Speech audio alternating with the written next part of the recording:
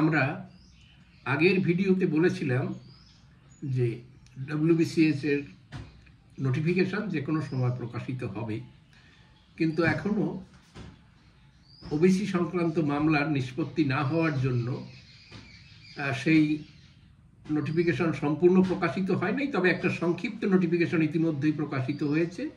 2024 সালের পরীক্ষার কথা বলা হয়েছে যে আগামী বছরের অর্থাৎ 2025 সালের মার্চ থেকে এপ্রিল মাসের যে কোনো সময় হতে পারে।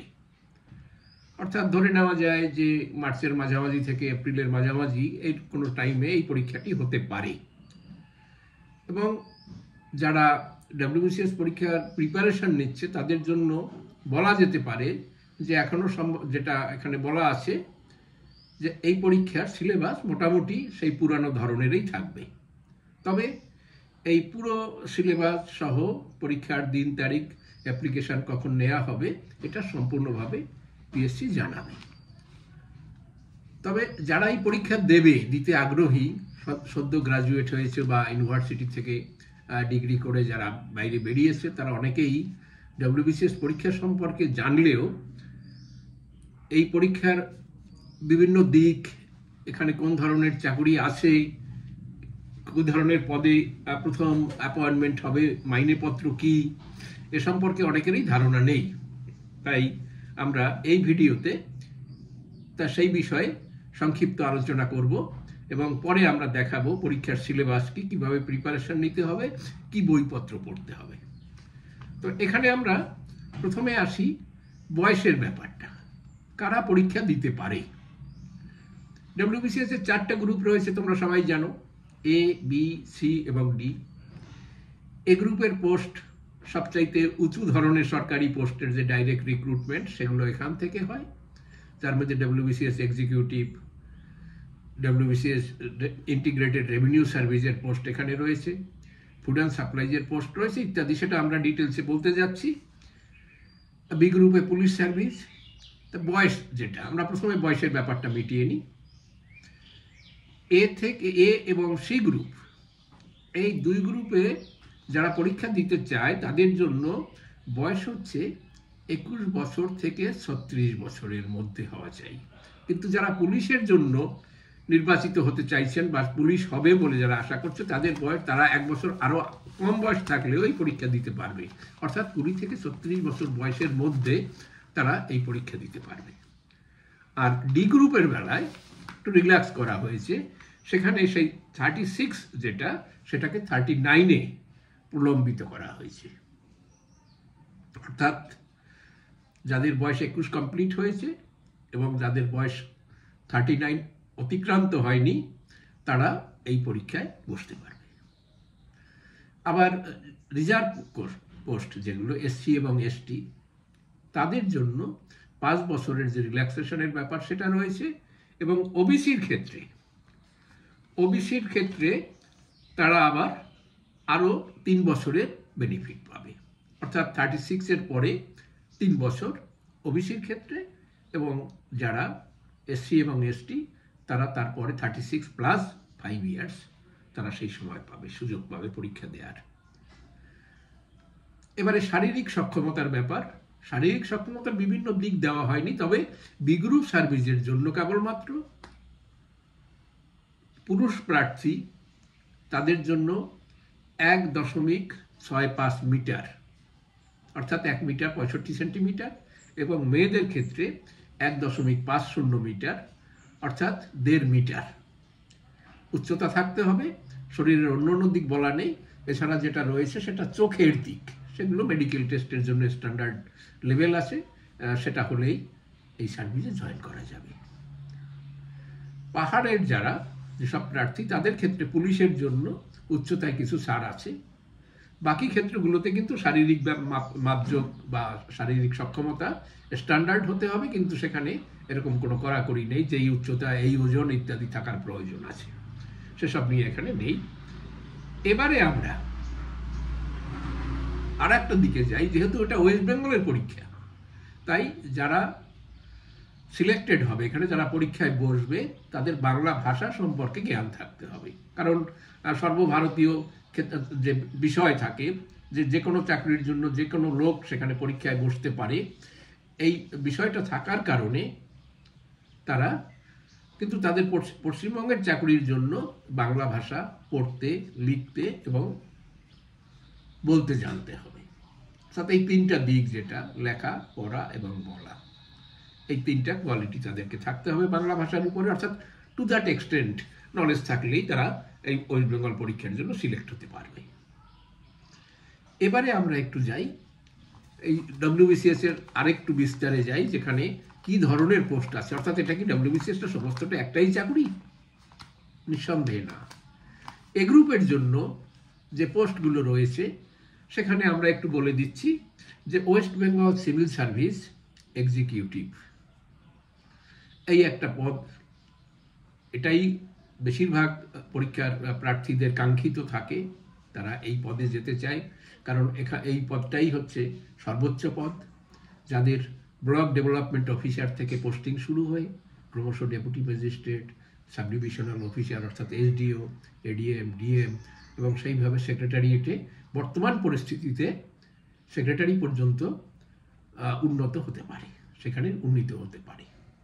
এবং একটা সার্ভিসের একটা নির্দিষ্ট টাইমের পরে তারা কেউ কেউ আবার নমিনেশন পেয়ে তারা আইএএস ক্যাডারে পৌঁছাতে পারেন। তার জন্য অবশ্যই একটু বেশি সময় লাগে, 25-26 বছরের চাকরি অনেক সময় হয়ে যায়, তারপরে তারা সেই নমিনেশন পান। কোনো কোনো ক্ষেত্রে সেটা নেমে আসে সময়টা আরও। এবং এই পদের জন্য প্রথম যে মূল মাইনে সেটা হচ্ছে 56,100 টাকা থেকে সেই স্কেল 1,44,300 টাকা। আমরা এখানে আলাদা করে দেখিয়ে দিচ্ছি স্কেলগুলো বিভিন্ন পদের। দ্বিতীয়ত, assistant commissioner of revenue in the integrated West Bengal revenue service. এটা একসময় কমার্শিয়াল ট্যাক্স ডিপার্টমেন্ট বলা হতো, কিন্তু এখন জিএসটি এসে যাওয়ার জন্য সার্ভিসটা জিএসটি এবং স্টেট যে কমার্শিয়াল ট্যাক্স এর মিলিত রূপে এসেছে বলে এরকম একটা নাম করা হয়েছে। আগে এটাকে commercial tax officer, commercial tax service এইভাবে বলা হতো। এর ওই একই স্কেল। নেক্সট হচ্ছে ওয়েস্ট বেঙ্গল কোঅপারেটিভ সার্ভিস, পরে West Bengal labour service, West Bengal food and supply service এবং ওয়েস্ট বেঙ্গল এমপ্লয়মেন্ট সার্ভিস। অর্থাৎ এই পোস্টগুলো রয়েছে, আমরা সেপারেট করে এখানে দেখিয়ে দিচ্ছি কোন পদের মূল মাইনে কত। তার সাথে রয়েছে একটা সাপোর্ট, যেটাকে বলা হচ্ছে গ্রেড পে। গ্রেড পের বিষয়টা রয়েছে। তবে বর্তমানে যারা এক্সিকিউটিভ হিসাবে সিলেক্টেড হচ্ছেন তাদের দুটো ইনক্রিমেন্ট বেশি দিয়ে তাদের জয়েন করানো হচ্ছে, অর্থাৎ তারা একটু মাইনের পত্রর দিক থেকে একটু এগিয়ে থাকছেন। এই কারণে যে যারা ওই লিস্টে টপের দিকে যারা আসছেন, উপরের দিকে যারা জায়গা পাচ্ছেন, তাদের একটা গুরুত্ব বেশি দেওয়ার জন্যই এই বাড়তি মাইনেটা দেওয়া হয়। বর্তমানে সি গ্রুপে অনেকগুলো সার্ভিস রয়েছে। সি গ্রুপে যাওয়ার আগে আমরা বি গ্রুপের কথা বলি। বি গ্রুপ হচ্ছে ওয়েস্ট বেঙ্গল পুলিশ সার্ভিস, যাদের প্রথম পোস্টিং শুরু হয় ডিএসপি লেভেল থেকে, ডিএসপির পরে এসডিপিও, এসডিপিওর পর থেকে এএসপি, তারপরে এসপি, এরপরে ক্রমশ ডিআইজি, আইজি ইত্যাদি লেভেলে পৌঁছানো যায়। তবে পুলিশ সার্ভিসে যাওয়ার জন্য অনেকের আগ্রহ এই কারণে থাকে যে গুরুত্বের দিক থেকে ওটাও কম নয় অন্য অন্য পদের তুলনায়। দ্বিতীয়ত, এখানে একটু কম সময়তে, যেমন 12 থেকে 15 বছরের মধ্যে আইপিএস নমিনেশন পাওয়া যায়।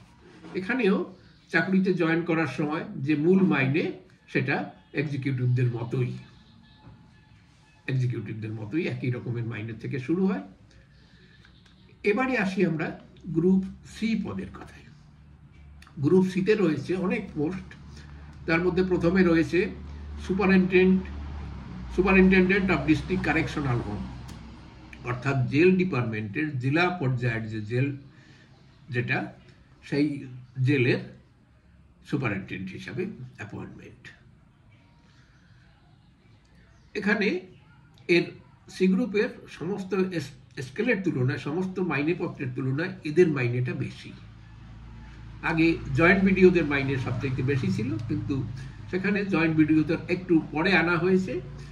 যেমন যারা সুপারিনটেন্ডেন্ট হচ্ছেন তাদের স্কেল হচ্ছে 42,600 থেকে 1,09,800 টাকা। সেক্ষেত্রে জয়েন্ট বিডিওদের ক্ষেত্রে মূল মাইনে হচ্ছে 39,900 টাকা থেকে 1,02,800 টাকা। আমরা সেপারেট করে এখানে দেখাচ্ছি, দেখে নিতে পারবেন। Next, deputy assistant director of consumer affairs, এই ডিপার্টমেন্টে, কনজিউমার ডিপার্টমেন্টে নতুন এই ধরনের পোস্ট, এটা অনেক আগে ছিল না, ইদানিং শুরু করা হয়েছে, কারণ কনজিউমার ডিপার্টমেন্টকে এখন বেশ গুরুত্ব দেওয়া হচ্ছে বলে এই পদকে অনেকটা উপরে তুলে আনা হয়েছে। West Bengal junior social welfare service, আর একটা service, West Bengal junior social welfare service. Next আছে West Bengal subordinate land revenue service, পরে অ্যাসিস্ট্যান্ট কমার্শিয়াল ট্যাক্স অফিসার, অর্থাৎ এ গ্রুপের যে আমরা পদ যেটা পাচ্ছিলাম, assistant commissioner of revenue in the integrated West Bengal revenue service, সেই ডিপার্টমেন্টেরই একটা পদ এখানে। যারা প্রমোশন পেয়ে এ গ্রুপে যখন চলে আসবেন ওই পদে তারা চলে যেতে পারবেন, যারা এখানে অ্যাসিস্ট্যান্ট কমার্শিয়াল ট্যাক্স অফিসার হিসেবে ঢুকছেন। নেক্সট হলো জয়েন্ট রেজিস্ট্রার, তারপরে assistant canal revenue officer, next chief controller of correctional service. এইভাবে এই পদগুলো আলাদা আলাদা পদ এখানে রয়েছে, অর্থাৎ অনেকগুলো সার্ভিস, যার ফলে সি গ্রুপে রিক্রুটমেন্টের সংখ্যা কিন্তু এ গ্রুপের তুলনায় অনেকটাই বেশি থাকে। এবারে ডি গ্রুপের পোস্ট। ডি গ্রুপের ইন্সপেক্টর অফ কোঅপারেটিভ সোসাইটিস, এদের দিয়ে শুরু হলো। Next panchayat development officer,